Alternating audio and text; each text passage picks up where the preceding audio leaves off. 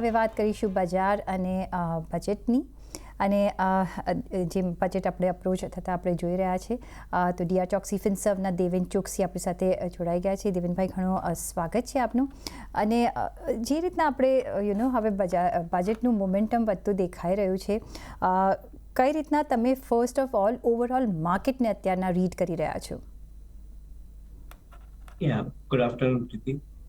Well, I think the market reading જે frontline main Stokes છે, જે આઈ થિંક ઇન્ડેક્સના સ્ટોક્સ છે અથવા જે લાર્જ કેપ સ્ટોક્સ છે, એની અંદર વેલ્યુએશનની દ્રષ્ટિએ જોવા જઈએ તો એ લોકો એટલા બધા એક્સપેન્સિવ નથી જેટલા સ્મોલ અને મિડ કેપ કંપનીઝના સ્ટોક એક્સપેન્સિવ છે.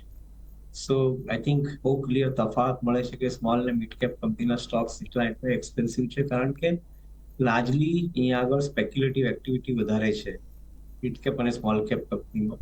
જ્યારે લાર્જ કેપ કંપની અંદર ઇવન તો સમ અમાઉન્ટ ઓફ સ્પેક્યુલેટિવ એક્ટિવિટી હોય એ છતાં બી એ લેવલર તરીકે કામ કરે છે કારણ કે I think derivative market price Discovery બહુ સરસ રીતે એ લોકોને એન્શ્યોર કરી આપે છે, જે કદાચ મિડ કેપ અને સ્મોલ કેપ કંપનીમાં પોસિબલ નથી.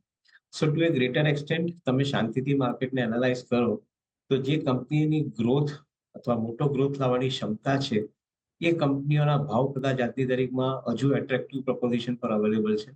અને જે કંપનીઓની અંદર ગ્રોથ કદાચ લિક્વિડિટીને કારણે આવી રહ્યો છે એ કંપનીઓની અંદર ભાવો પણ એટલા જલ્દી પુશ થઈ રહ્યા છે. So to a greater extent I think we would see that it is time now to look at the market very systematically. ઘણા પૈસા મિડ કેપ અને સ્મોલ કેપમાં ઘણા ઇન્વેસ્ટરો કમાયા છે. ઇટ ઇઝ બેટર કે ત્યાં આગળ અમુક પૈસાનો પ્રોફિટ બુક થઈ અને લાર્જ કેપ કંપનીની અંદર શિફ્ટ કરવામાં આવે so that at least I think your capital is not eroded. Otherwise mid cap small cap કંપનીમાં ફોલ જ્યારે આવે છે ત્યારે આઈ થિંક શાર્પ ફોલ આવતા હોય છે અને એમાં ઇન્વેસ્ટરની કેપિટલ ઇરોડ થતી હોય છે. તે પ્રોટેક્ટ કરવા માટે પણ I think you to keep your money into investment grade stock એવું અમારું માનવું છે. બજેટને લઈને આ વખતે મેસિવ અપેક્ષાઓ બનેલી દેખાઈ રહી છે. ઓલવેઝ આપણે ઓફકોર્સ આશાઓ રાખતા હોય છે, પણ હવે આ મોદી ગવર્મેન્ટનું 3.0 એટલે નવી ગવર્મેન્ટ બન્યા પછીનું ફર્સ્ટ બજેટ છે. મેસિવ કેપેક્સ અનાઉન્સમેન્ટ આપણે ઓલવેઝ જોઈ છે અને આ વખતે પણ આપણે જોઈ શકીએ છીએ. પછી એ મેક ઇન ઇન્ડિયા થ્રુ હોય, PLI સ્કીમ જે હોય છે એ સપોર્ટ કરી શકે છે. કઈ રીતના તમે જોઈ રહ્યા છો, કઈ રીતના તમે કેપેક્સ સ્પેન્ડ થતા જોઈ રહ્યા છો અને જે રીતના આપણે મેન્યુફેક્ચરિંગ હબ પણ બનાવવાની આપણે કોશિશ કરી રહ્યા છીએ, કયા સેક્ટર્સમાં સૌથી વધારે ફાયદો થશે અને કયા સેક્ટર્સમાં વધારે કેપેક્સ એક્સપેન્ડિચર આવી શકે છે? સૌથી પહેલા થોડું લાઇટર વેઇનની અંદર મીડિયા માર્કેટ અને માર્કેટના પાર્ટિસિપન્ટને બહુ એક્ટિવ રાખે છે બજેટ થકી. બાકી બજેટ એક બહુ સિમ્પલ ઇક્વેશન છે આમ જોવા જાય તો ગવર્મેન્ટ ઓફ ઇન્ડિયા. એક તરફ રેવન્યુ કલેક્શન અને બીજી તરફ એક્સપેન્ડિચર એલોકેશન, એ વસ્તુને ધ્યાનમાં રાખો તો budget becomes I think a very simple proposition for most of the common man people. એક તરફ રેવન્યુની અંદર ટેક્સ કલેક્શનથી રેવન્યુ આવે છે, જે ડાયરેક્ટ ટેક્સ અથવા ઇનડાયરેક્ટ ટેક્સના કલેક્શનથી રેવન્યુ આવે છે, અથવા ગવર્મેન્ટ કેપિટલ રિસીપ્ટના થકી જે રેવન્યુ લાવે છે તે આઈ થિંક એની બેલેન્સ શીટમાં પૈસા આવતા હોય છે. ફોર્ચ્યુનેટલી ઇકોનોમીની અંદર ગ્રોથને કારણે tax collection is remaining buoyant. એની સાથે સાથે આઈ થિંક ગવર્મેન્ટને ઇન્વેસ્ટમેન્ટની જે ઇન્કમના બી પૈસા મળે છે, જે રીતે આરબીઆઈ તરફથી એક મોટું ડિવિડન્ડ પે આઉટ મળ્યું, તો એ ટાઈપના પૈસા જે ગવર્મેન્ટની બેલેન્સ શીટમાં આવે છે એ પૈસા રેવન્યુ થકી ગવર્મેન્ટ સ્પેન્ડ કરે છે ઇન્ફ્રાસ્ટ્રક્ચર અને ઇન્ડસ્ટ્રી તરફ. સો બીજી તરફ આપણે જ્યારે જઈએ ત્યારે ઇન્ફ્રાસ્ટ્રક્ચર અને ઇન્ડસ્ટ્રી પર કદાચ વધારેમાં વધારે ફોકસ રહેશે એ ચોક્કસપણે માની શકાય. ઇનફેક્ટ અમારું અન્ડરસ્ટેન્ડિંગ એવું છે કે 3 એરિયાને ધ્યાનમાં રાખશે ગવર્મેન્ટ: એગ્રીકલ્ચર, ઇન્ફ્રાસ્ટ્રક્ચર અને મેન્યુફેક્ચરિંગ, AIM. આ ત્રણેયને ધ્યાનમાં રાખીને ગવર્મેન્ટ કદાચ હવેના પછીના ટાઈમની અંદર વધારે એલોકેશન ઓફ ફંડ્સ ટુવર્ડ્સ જે બી સ્કીમ્સ છે એગ્રીકલ્ચર તરફની તેને માટે, પછી એમાં ઇન્સ્યોરન્સ ક્રોપ માટેનો આવી જાય અથવા તમારે ફાર્મર માટેના જે બી પ્રોટેક્ટિવ મેજર્સ આવતા હોય તે પણ આવી જાય. ઇન્ફ્રાસ્ટ્રક્ચરની અંદર જે 11 લાખ કરોડ ઇન્ટ્રીમ બજેટમાં એલોકેટ કરવામાં આવ્યા હતા, એવું અમારું માનવું છે કે because of higher revenue visibility for the government કદાચ એ લોકો 11 લાખની જગ્યાએ 12 લાખ 12.5 લાખ કરોડ રૂપિયા ઇન્ફ્રાસ્ટ્રક્ચરમાં એલોકેશન માટે મૂકશે. અને મેન્યુફેક્ચરિંગની અંદર મેક ઇન ઇન્ડિયા પ્રોગ્રામને વધારે સારી રીતે પ્રમોટ કરવા માટે અને at the same time to save or to increase the employment in the economy, કદાચ મેન્યુફેક્ચરિંગની અંદર પણ ગવર્મેન્ટના થકી વધારે એલોકેશન આવશે. તો AIM આ ત્રણે ત્રણ એરિયાની અંદર significant amount of investment opportunity અમે લોકો જોઈ રહ્યા છીએ.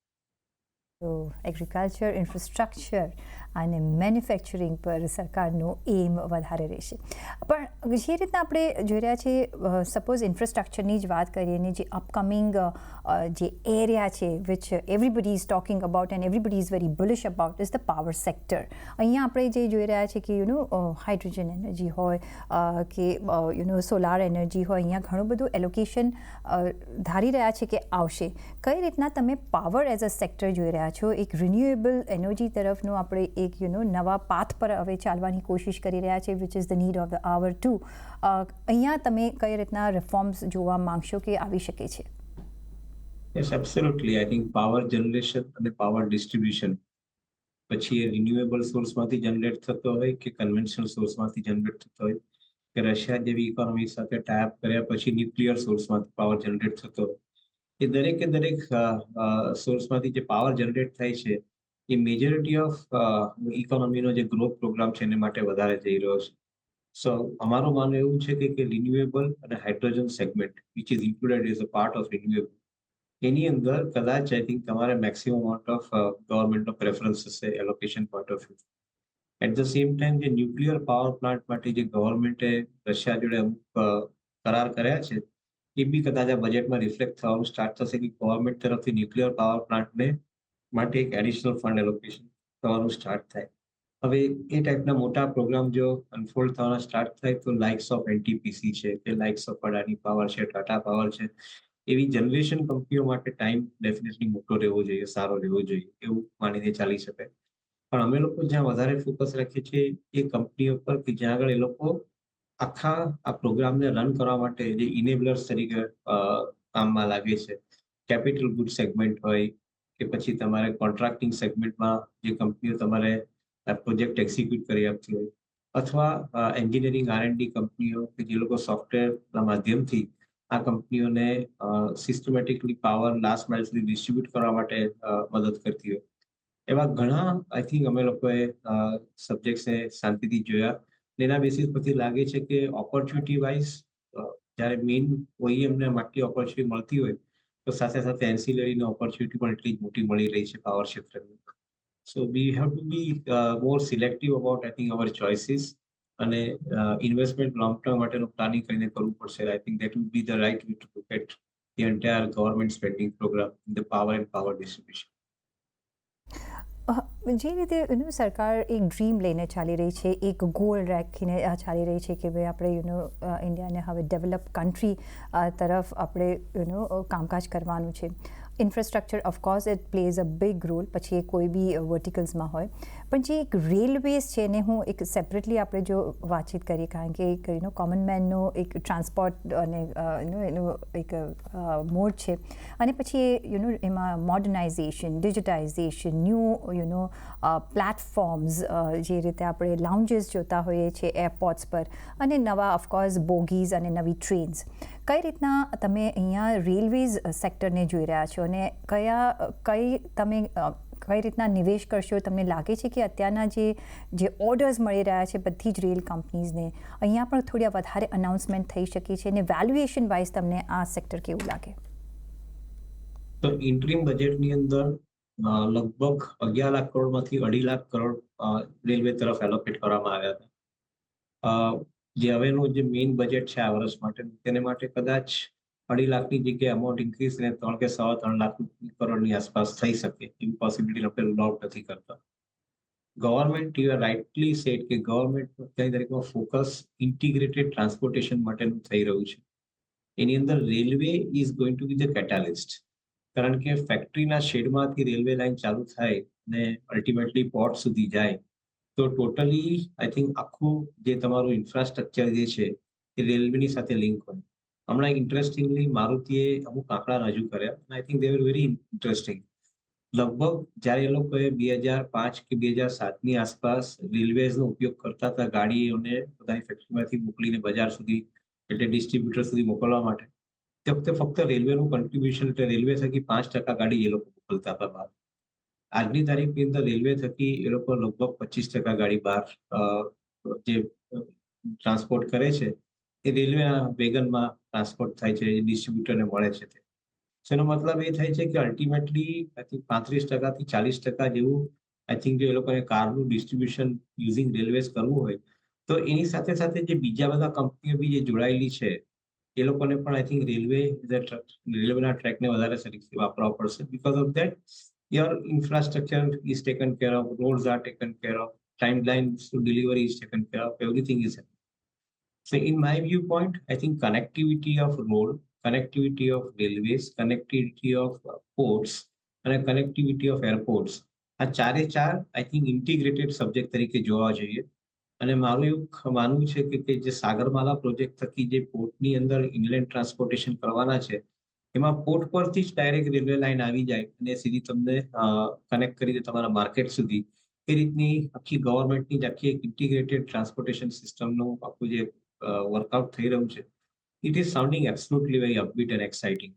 અને જો એ પોઈન્ટને ધ્યાનમાં રાખીએ તો રેલવે થકી જે નવું એક્સપાન્શન પછી પેસેન્જર રેલવેમાં હોય કે કાર્ગો રેલવેઝની અંદર હોય, એની અંદર આઈ થિંક રેલવેઝનું જે એક્સપાન્શન છે is going to be far more bigger than what we all are thinking.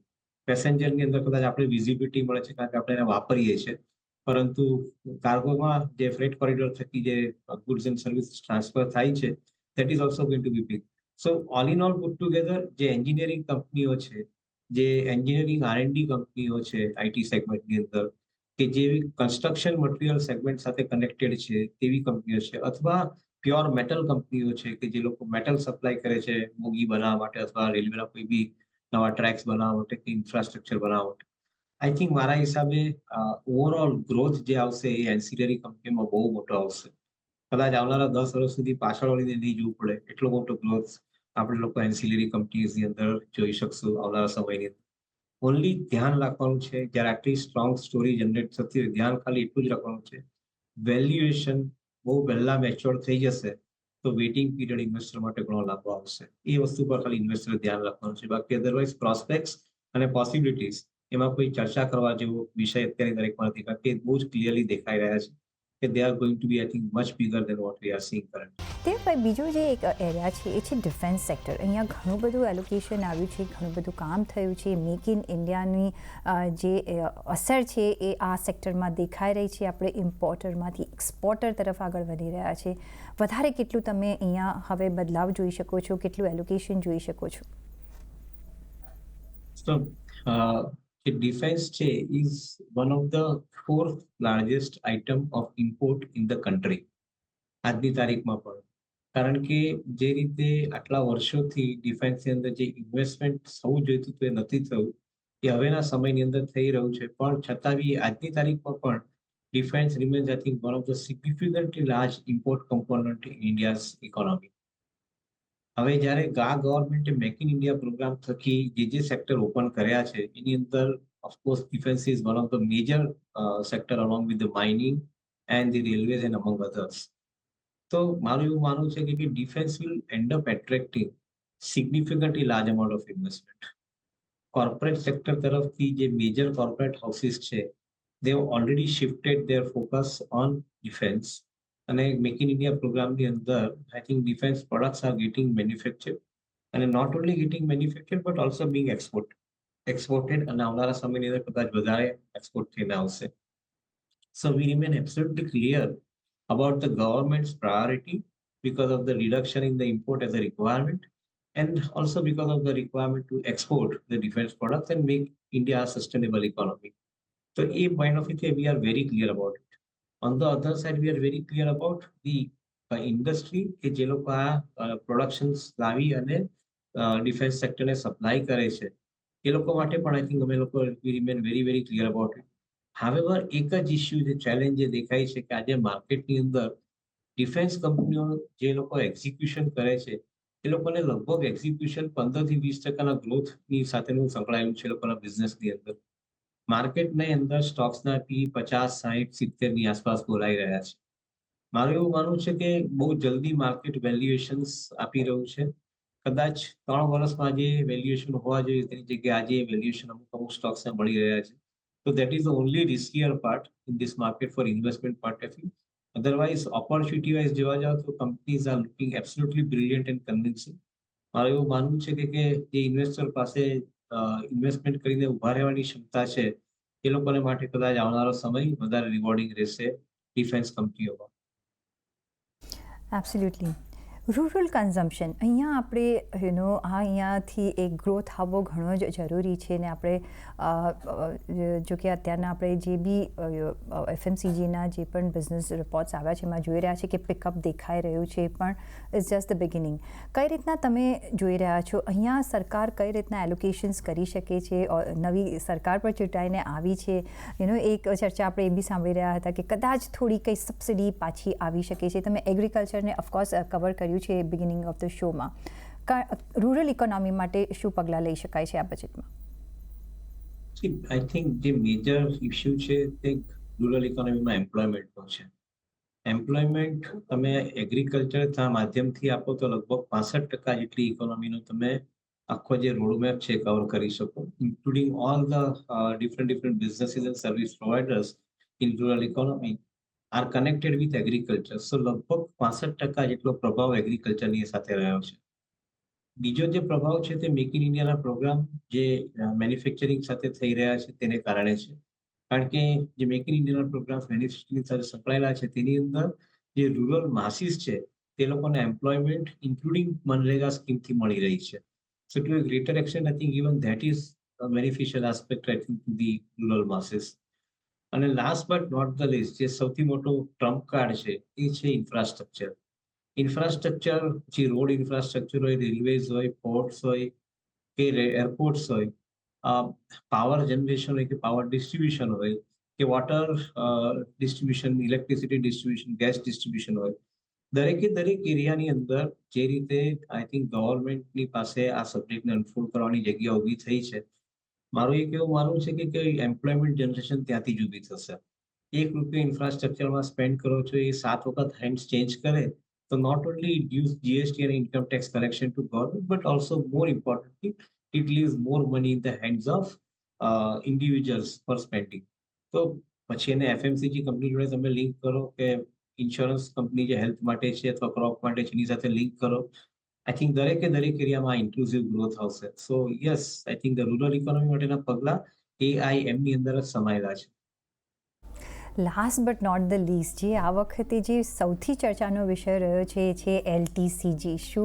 તમને શું લાગે છે? બિકોઝ અહીંયા ડબલ ટ્રિપલ ટેક્સની પણ અહીંયા ઘણી આપણે ઓવરલેપ થતા જોઈ રહ્યા છે. LTCG અને પ્લસ STT ને પછી ટેક્સ કલેક્ટેડ સોર્સ અને ઘણા બધા મુદ્દાઓ છે. કઈ રીતના કેપિટલ માર્કેટ્સ અને ફાઇનાન્શિયલ માર્કેટ્સને આમાંથી ઇઝ કરી શકાય છે? કારણ કે અત્યારના equity markets are just flourishing and buzzing. થોડા વખત પહેલા એક વિડીયો ક્લિપ વાયરલ થઈ હતી જેમાં એક ભાઈએ ફાઇનાન્સ મિનિસ્ટરને બહુ સારી રીતે સવાલ પૂછ્યા હતા કે અમે આટલા બધા ટેક્સ કન્ટ્રીબ્યુટ કરીએ છીએ ઇન્વેસ્ટર તરીકે અને બ્રોકર તરીકે, તો આનાથી વધારે અમારે બીજા કેટલા કન્ટ્રીબ્યુટ કરવાના રહેશે. આઈ થિંક 45,000 કરોડ રૂપિયા ગવર્મેન્ટની પાસે ફક્ત આ અલગ અલગ ટેક્સીસના માધ્યમથી ફાઇનાન્શિયલ સેક્ટરના પ્રોડક્ટ છે એની સાથે સંકળાયેલા છે, એમાં એ લોકોને કલેક્ટ થઈ રહ્યા છે. અને જેમ ફાઇનાન્શિયલ માર્કેટ મેચ્યોર થતા જાય અને ગ્રો થતા જાય એની સાથે સાથે ગ્રોથ રેવન્યુનો એનો વધતો જાય છે. મારું પોતાનું એવું માનવું છે કે LTCG અને STCGની અંદર આજની તારીખે ગવર્મેન્ટ કોઈ બદલાવ નથી કરવાનો. ગવર્મેન્ટના બદલાવ કરીને કોઈ મેજર એમાંથી બેનિફિટ નથી થવાનો, એટલા માટે બદલાવ નથી કરવાનો. ઓન ધ કોન્ટ્રી જેમ માર્કેટની મોમેન્ટમ વધશે તેમ ગવર્મેન્ટને મોમેન્ટમની સાથે માર્કેટમાંથી આ પૈસા મળશે. એટલે ગવર્મેન્ટ આ વસ્તુ સમજે છે. હું નથી માનતો કે કોઈ મેજર બદલાવ કરીને ટેક્સના રેટ ચેન્જ કરે. ઓન ધ કોન્ટ્રી ટેક્સના રેટ બને ત્યાં સુધી કંટ્રોલમાં રાખે અથવા નીચા રાખે, જેને કારણે માર્કેટ પાર્ટિસિપન્ટ જેટલું વધારે માર્કેટ એક્સેસ કરશે એટલા પૈસા ગવર્મેન્ટને ટેક્સમાં વધારે મળશે. ઓલરેડી 40 લાખ અકાઉન્ટ દર મહિને ઓપન થઈ રહ્યા છે, એટલે દર વર્ષના લગભગ 5 કરોડ નવા ડીમેટ એકાઉન્ટ ઓપન થઈ રહ્યા છે. અને એ ડીમેટ એકાઉન્ટ જે માર્કેટમાં ટ્રેડ કરે છે એમાંથી ગવર્મેન્ટને પૈસા પણ મળી રહ્યા છે. સો બહુ સીધો હિસાબ છે. Don't increase the rate, allow the rate to stable, અને at the same time let people access market more and more so that government ends up collecting more amount of revenue from the taxes because the volume increases. Devenbhai, of course ટાઈમનો અભાવ છે પણ quickly તમારી બજેટથી શું આશા છે? જે framework ઊભું કર્યું છે ફ્રેમવર્કને સસ્ટેન કરો, મેજર બદલાવ નહીં લાવો, ઇકોનોમીની અંદર બને એટલા મેજર્સ છે તેને એબ્સોર્બ થવા દો. આઈ થિંક દરેક સ્ટેક હોલ્ડરને ઇકોનોમીની અંદરથી આઈ થિંક જેટલા મેજર્સ એબ્સોર્બ થશે એટલો સારી રીતે એની અંદર પાર્ટિસિપેટ થવાનો ચાન્સ મળશે. સીબીડીસી એટલે સેન્ટ્રલ બેંક ડિજિટલ કરન્સી અને ઓએનડીસી એટલે online network of digital commerce. આ બે રિફોર્મ પ્રોસેસ છે જેની પાછળમાં કદાચ આપણે ચર્ચા પણ કરી છે. એ બે રિફોર્મ પ્રોસેસને સિસ્ટમેટિકલી ઇમ્પ્લિમેન્ટ કરો જેના થકી બ્લેક મની ઓછા થાય ઇકોનોમીની અંદર, જેનાથી કી પ્રોડક્ટ અને કમોડિટીના ભાવ ગમે તેમ નહીં વધે. અને because of that I think overall participation of majority of the suppliers and sellers will increase, which will create employment. So આવા ટાઈપના પ્રોગ્રેસિવ રિફોર્મ્સ ગવર્મેન્ટ બજેટની અંદર ઇન્ક્લુડ કરે એવી આશા આપણે રાખી શકાય. તો સિમ્પલ અને એક પ્રોગ્રેસિવ બજેટ આવે એવી આપણે આશા રાખીએ છીએ. દેવેનભાઈ, ઓન ધેટ નોટ રજા લેવાનો સમય થઈ ગયો છે, પણ આપના કોઈ ડિસ્ક્લોઝર્સ?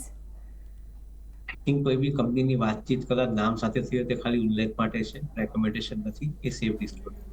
જી દેવેનભાઈ, ઘણો આભાર તમારો અમારી સાથે આજે જોડાવા બદલ. Thank you. અને સાથે જ મને પણ આપશો રજા. પર જોડાયેલા રહેજો CNBC બજાર સાથે. નમસ્કાર.